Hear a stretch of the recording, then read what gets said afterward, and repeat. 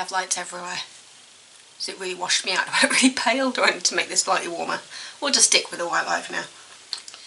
Hello everybody, welcome back. If you haven't been here before, my name is Debbie B and I read a lot of books.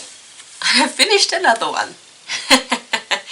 Finished one book, started another one. This book is another Fern Michaels book. If you watch my Christmas books, you'll know that I did 4 short stories by Fern Michaels over Christmas, and I kind of fell in love with a cheesy style, and I downloaded other books by her. So Fern Michaels' Serendipity. It's not advertised as a Christmas book, but it felt quite festive to me because a lot of it is set at Christmas and New Year's. This is in romance and it's 386 pages. I feel like putting it in romance doesn't actually quite fit it now that I finished it, but I'll talk a little bit about that. So Serendipity, Fern Michaels. 6 years ago, Jory Ryan fled Philadelphia after a brief, tragic marriage to wealthy Ross Landers. Now Jory has come home to make peace with the past. But the future invites trouble when Jory falls precipitously for Ross's best friend and becomes entangled with the Landers family and the business that she fled.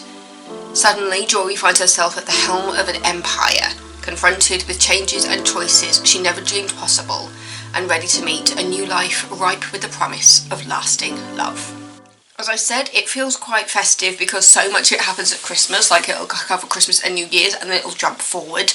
I think because of the way it jumps, it probably spans around 10 years based on the Christmases, at the point when it then jumps forward about 6-7 years as well. You see it majority from Jory's point of view, but you do also get little chapters from Ross Landers, the ex, Woo, which is short for Woo Gillespie, and everybody just nicknames him Woo, who moves into Jory's, what's it called, a carriage house that's on her land, and also get a little bit from Ross's mother. This kind of feels a bit love triangle-y, because Jory has come back to Philadelphia around about the time that her divorce is becoming final for Ross. Yeah, you find out that Jory and Ross were a bit reckless as teenagers, and he got her pregnant, tried to do the right thing by marrying her, and it was the worst thing for both of them. And so Jory fled, just trying to put the Landers family behind her entirely. And now she's come back now that her parents have passed away, and she now lives in her childhood home in her parents' house, and she's starting to try and put that back together again and trying to get the house back up to standard, and she is living there. And then obviously she has this outhouse that she puts out feelers for getting it rented, and Ross's best friend Woo turns up and says, "Can I rent this outhouse from you?" And she's just there going, she's umming and ahhing, just basically saying, "You're my ex's best friend, and you know, how do I know that you're not just going to be trying to pass on messages about me to Ross?" And Woo is just there going, "Look, I just need somewhere to stay. I was living with Ross, but now I've just decided I need to go out on my own." He's trying to limit that relationship, even though you later find out that Woo has basically been in love with Jory pretty much the whole time. So that's where the love triangle. Is it really a love triangle when you just got 2 men in love with the same woman? But yeah, throughout the book I was there going, "Jory, run," because the more you heard from Ross's point of view, the more I wanted to slap him across the face, because he is so ridiculous, and he gets it into his head that he's in love with Jory again. This is after the divorce is final, and he's just like, "I'm going to win her back, and we're going to give it another go, and I'm going to propose to her. I don't care if she can't have children," all this kind of stuff. A trigger warning for miscarriage in this book. Turns out that after Jory got pregnant, she then lost the baby, and that's led to more of the estrangement between her and Ross. But yeah, so you've got Ross has convinced himself that he's back in love with Jory again and they should give it another go. Meanwhile, you've got Woo in the background who's pining because he's been in love with her since Ross and Jory were actually together. So yeah, it's complicated. The more I got the point of view of the men in this story, the more I hated them all. And I was just like, "Jory, why? Why?" It did mean that the ending of the book was quite satisfying, because throughout all the book I'm just thinking, is she really going to choose between one of these 2 people who just seems so terrible for her. Though I must admit, one seemed more sensible than the other. The idea of Jory and Wu together made more sense to me than her getting back with Ross, because Ross seems so immature. Jory has been forced to grow up very quickly because of the pregnancy and the miscarriage and dealing with the death of her parents, and now she's just trying to function as a human being again. And Ross just keeps turning up on her doorstep and trying to talk to her and trying to find things out from her, and it's just like, leave her alone. To be honest, I was more invested in the storyline of Ross's mother, Justine Landers. At the beginning of the book, you find out that Justine and Mr. Landers, whose first name escapes me, you find out that they are essentially separated, but due to money and inheritance issues, these are fully grown people. These are people in like their 50s. Basically, Mr. Landers has been told that if he ever divorces Justine, he's getting no money. And it's just like, apple does not fall far from the tree when you look at Ross as well. But yeah, Justine's storyline was so much more interesting to me because it felt like a very long book. How many pages was it? 386 pages. It's not the longest book in the world. It felt very long because of how repetitive it was in the Jory chapters. It felt like we were just seeing them have the same argument over and over and over again. I've read another book like that where it's just like, I am not invested in this so-called love story that's happening. I'm more interested in the side story because the main story just seems so horribly repetitive. And that was how I felt about this book. If I had to give it stars, maybe 2.5, maybe 3 stars, because I was so invested in Justine's storyline, which definitely came more to the forefront in the last act of the book. I think of this as kind of a book in 3 acts, and the last act of it was more of Justine's story, which I was definitely a lot more interested in. It just felt like I've just seen the same thing over and over again in Jory's storyline, where you've got Wu pining over her from a distance, Ross would turn up on her doorstep and make her feel good about herself at Christmas and help decorate the tree and all this sort of stuff, and then he'd have like a moment or a kiss or something where Ross would go, yes, we're back together, and Jory would go, no. And then there'd be a fight of some kind. Jory does pop him one a few times throughout this book, like slapping him, punching him and pushing him away in like public fights and stuff, and it was just like, even Jory acknowledges that she is sucked in by Ross, and I was just like, girl, run away from this man, because he is toxic I can't even speak, toxic masculinity, that is really hard to say. But yeah, that's completely embodied in the character of Ross, because he just feels so entitled, which was why whenever he did get punched or slapped by Jory, I was on her side, really, because I was just like, this guy needs to grow up. Wu, he's kind of in Jory's situation a little bit, not in the sense of kind of the relationship side of things, but even Wu is suckered in by Ross. He seems to be one of those charismatic people that everybody thinks has got a punchable face. That is how I think of Ross in this book. He's charming, but an arsehole. He's a charming arsehole. And then when you look at what's happening with the storyline with his parents, you understand where he gets it from.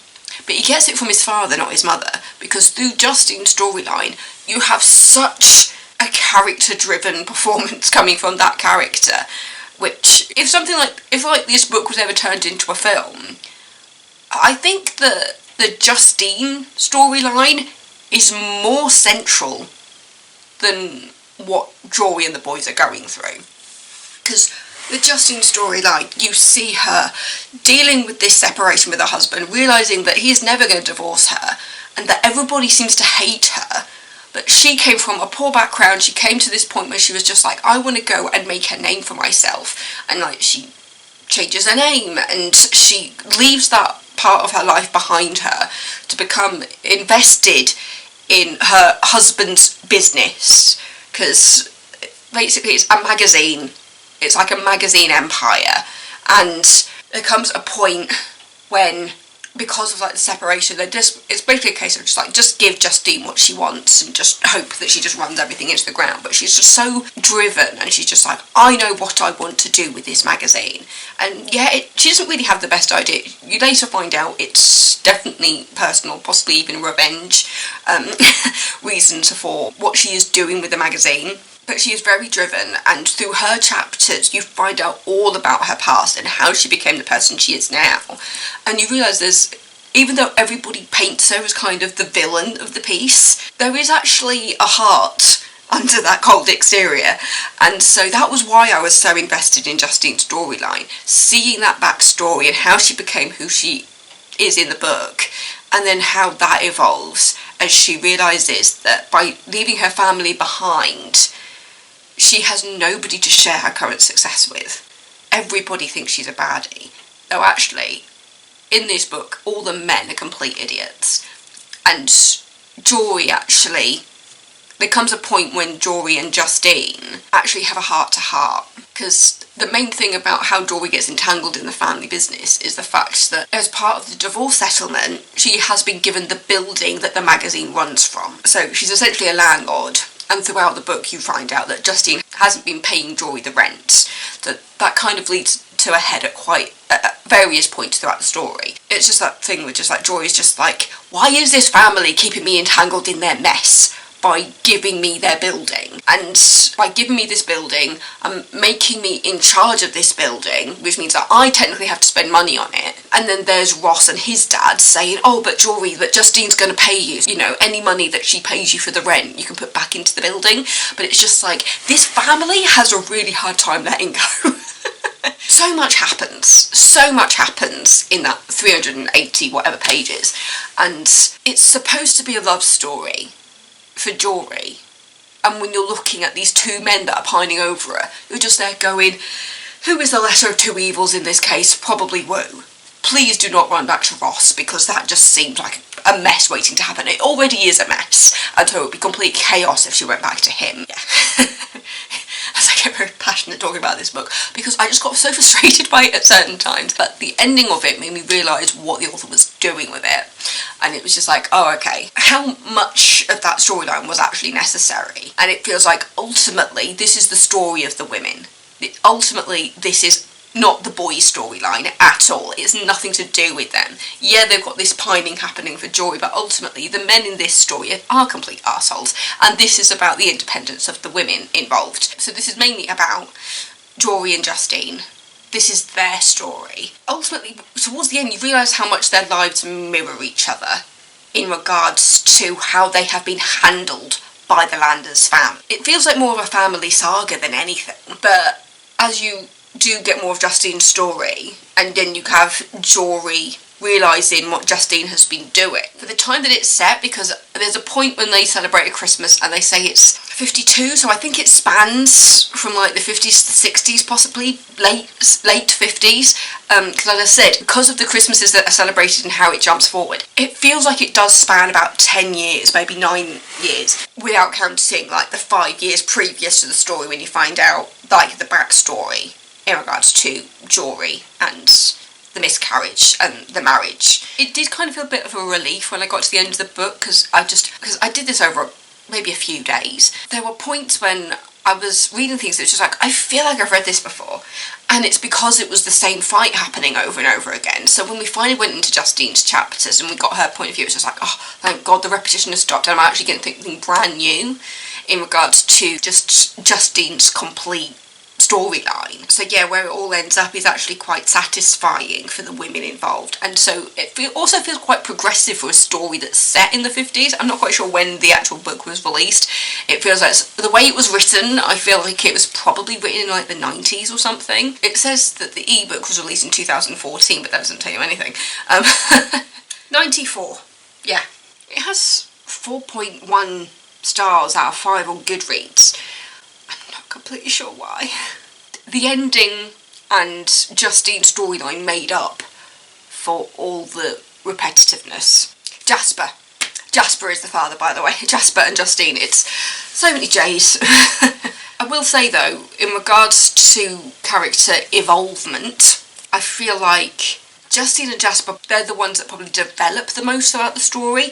When you first meet Marjorie at the beginning, even though you've got the backstory, you've kind of got an essence who she is as a person, which then leads on to the rest of the book.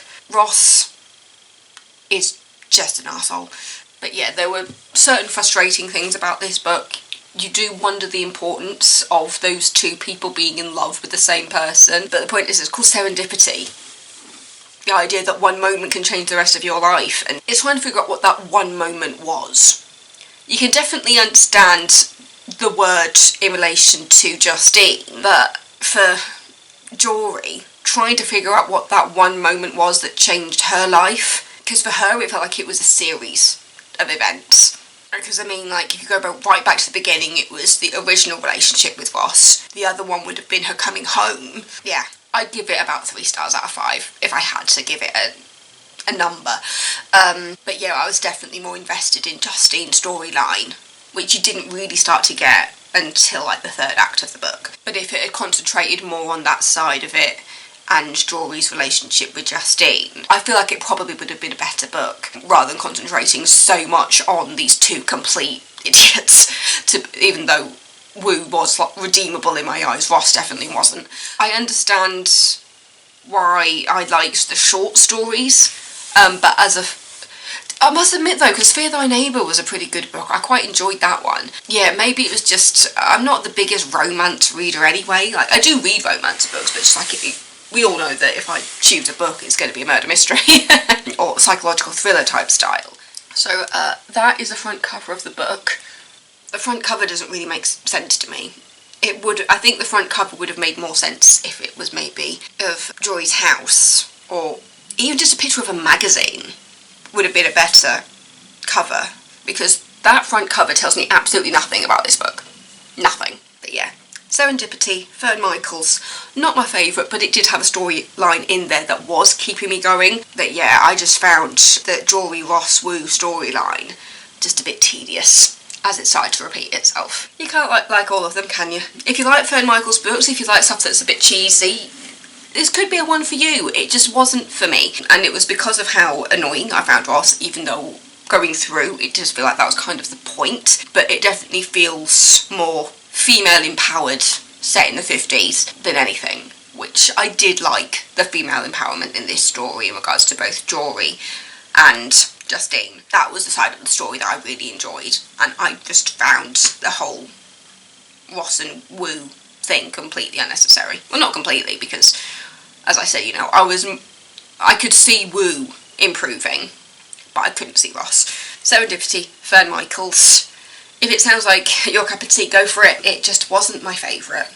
But thank you so much for watching. If you like hearing my thoughts on the books that I read, don't forget to subscribe. Hello to the new subscribers, by the way. I have seen the number trickle up slightly, which has been really nice to see. But yeah, so thanks, and I will see you on Sunday for a sequel, a series, a song, whatever. Stay safe, everybody. Love you all. Bye!